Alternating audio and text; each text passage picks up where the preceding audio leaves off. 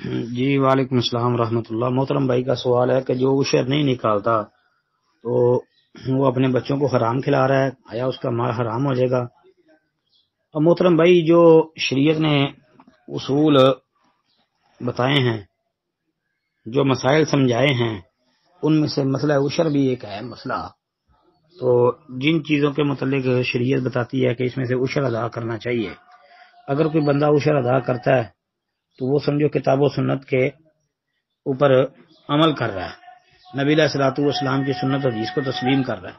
اور جو عشر نہیں دیتا تو وہ نبی علیہ الصلوۃ والسلام کا نافرمان تو ہو سکتا ہے، فاسق آدمی شمار ہو سکتا ہے کہ اللہ کے رسول کی نافرمانی کی ہے، اس نے غلط کام کیا۔ باقی رہ گیا بات کہ آیا وہ مال جو ہے وہ اپنے بچوں کو حرام کھلا رہا ہے، اس کا پتہ نہیں ہے، یہ میرے علم میں نہیں ہے بھائی، حرام والی بات نہیں میں کہہ سکتا۔ کسی بڑے مفتی صاحب سے رابطہ کر لیں۔ السلام علیکم ورحمۃ اللہ۔